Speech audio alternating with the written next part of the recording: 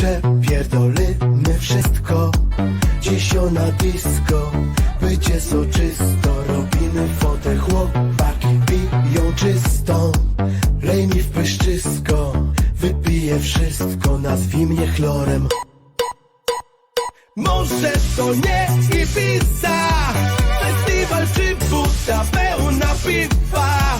Ostro dziś buta, tu będzie pita. Oby tylko szybko nie zaliczyć skona tu na disco. Szanowni Państwo, w ciągu ostatniego roku wpłynęło do Polski 1,5 miliona ton węgla z portów rosyjskich, z portów z obwodu leningradzkiego. Ustaliliśmy to poprzez kilkutygodniowe śledztwo, poprzez ostatnie dni spędzone na interwencjach senatorskich w porcie w Szczecinie. Szanowni Państwo, PiS zapewniał o tym, że jest partią wzorcową, jeśli chodzi o izolację Rosji. Zapewniał o tym, że przestrzega embarga. Mamy wrażenie, że więcej było puszenia, a chciwość bierze w tym wszystkim górę. Według naszych ustaleń w ciągu ostatniego roku wpłynęło ponad 1 milion ton węgla z portów rosyjskich. To są głównie porty Sankt Petersburg i Wyborg. Embargo Unii Europejskiej jest najprawdopodobniej omijane. Chciałem podkreślić, że embargo Unii Europejskiej dotyczy wywozu z Federacji Rosyjskiej do Unii Europejskiej nie tylko węgla rosyjskiego, ale jakiegokolwiek innego węgla. Embargo Unii Europejskiej jest szersze od embarga polskiego, nie mówiąc już o stronie moralnej. Jeżeli politycy PiS-u za chwilę będą twierdzić, że nie wiedzą, co to jest za węgiel, albo jest to węgiel innego pochodzenia, nie wierzcie Państwo w to, ponieważ mieliśmy do czynienia kilka lat temu z aferą z węglem z Donbasu, gdzie fałszowali Rosjanie dokumentację tego węgla, przedstawiając jako swój, a tak naprawdę to był węgiel wywożony z Donbasu. Nie należy wierzyć Rosjanom. Rosjanie to kłamcy, Putin to kłamca, Putin to morderca. Co bardzo istotne w tej aferze, transport realizowany jest regularnie małymi jednostkami. To nie są masowce po 30-40 tysięcy ton, to są często statki 2000 ton. Według informatora, który przekazuje nam te dane, wynika to z tego, żeby ten transport był żeby mniej rzucały się w oczy. Natomiast statki pływają bardzo często. Co bardzo istotne, załogi tych statków w większości to są Rosjanie. Kapitanowie tych statków to są Rosjanie, mimo że statki pływają pod banderą Malty, Cypru, czy też Antigi, Barbudy. To są statki złożone z Rosjan. I co bardzo istotne, wpuszczani są Rosjanie, marynarze rosyjscy do polskich portów, do Szczecina, Gdańska, Gdyni, również do Świnoujścia. W poniedziałek w nocy dostaliśmy informację o tym, że statek taki zbliża się do portu w Szczecinie. Razem ze współpracownikami podjąłem interwencję, ruszyliśmy z Inowrocławia do Szczecina. Szanowni Państwo, statek Roseburg załadowany był w porcie w Wyborgu węglem. Kolejny slajd, proszę. Statek wypłynął z obwodu leningradzkiego w kierunku Szczecina. Kolejny slajd, proszę. To jest moment, u którego uchwyciliśmy statek wpływa do portu w Szczecinie. Na pokładzie tego statku jest załoga rosyjska. Kapitanem jest Rosjanin o imieniu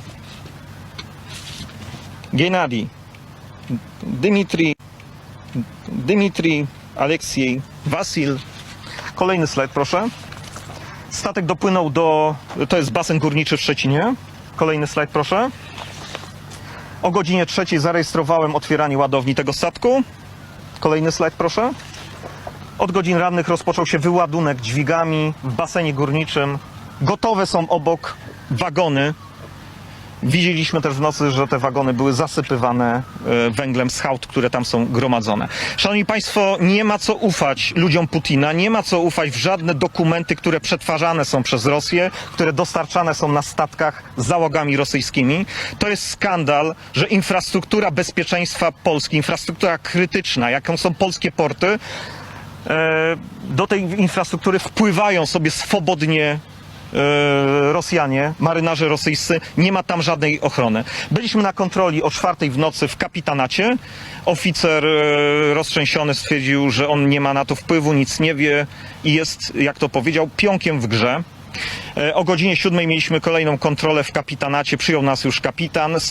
Udało się sprawdzić w systemie, jaki to jest statek. I ten statek rzeczywiście płynął z Wyborga. Ten statek był załadowany węglem. Kolejny slajd. Kolejny, dobra, ostatni.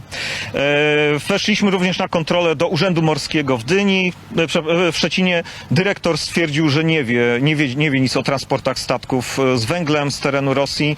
Byliśmy wreszcie o godzinie 14 na kontroli w Izbie Skarbowej w kasie w Szczecinie.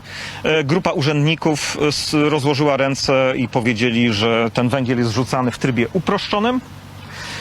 I nie mają możliwości de facto technicznej zweryfikowania tak naprawdę, co to jest za węgiel. Opierają się na papierach. Pytani byliśmy, czy wykonywane są jakieś badania próbek, żeby rozróżnić, czy to jest węgiel rosyjski, czy innego kraju. Stwierdzili, że badania próbek do niczego nie prowadzą. Tak wygląda sytuacja. To jest sytuacja skrajnie niemoralna. Nie należy ufać w żadne zapewnienia strony rosyjskiej. Mamy do czynienia z sytuacją, gdzie 1 000 000 ton węgla z obwodu leningradzkiego wpływało przez ostatni rok do Polski bez żadnej kontroli. Mamy do czynienia z sytuacją, w której infrastruktura Władimira Putina, porty, linie kolejowe, marynarze, obywatele Rosji finansowani są przez stronę polską. To jest rzecz skandaliczna, rzecz niebywała. Polska miała być wzorcem. Rząd PiS obiecywał, że o 180 stopni, premier mówił, o 180 stopni odwrócili szlaki handlowe, że nie będzie już węgla z Rosji. Niestety ten węgiel najprawdopodobniej, no niemalże to jest pewne, że to jest węgiel, który wpływa do Polski. Oczekuję zdecydowanej reakcji pana premiera Morawieckiego, oczekuję zdecydowanej reakcji Jarosława Kaczyńskiego, służb. KAS powinien kontrolować transporty tego surowca. KAS powinien być w koordynacji z ABW, z SKW, z CBA, z Agencją Wywiadu. Nie ma żadnej ochrony kontrwywiadowczej nad tym, co się dzieje w polskich portach. Zresztą do polskich portów, jak widać, Rosjanie sobie wpływają swobodnie. Można sobie wpłynąć do Szczecina. Ci ludzie mogą się rozejść. Nikt tego nie kontroluje. To jest rzecz niebywała. To jest rzecz godząca w bezpieczeństwo i w interesy narodowe Polski. Z jednej strony finansowane są porty rosyjskie, infrastruktura Władimira Putina. Te pieniądze potem przecież idą na bomby, na amunicję, którą masakrowana jest Ukraina. Z drugiej strony służby rosyjskie. No nie ukrywajmy, że marynarze rosyjscy są powiązani ze służbami rosyjskimi, wpływają sobie swobodnie do infrastruktury, penetrują infrastrukturę krytyczną Rzeczpospolitej, a służby pisowskie, agencje pisowskie, urzędy pisowskie rozkładają ręce i niektórzy mówią, że są pionkami w grze.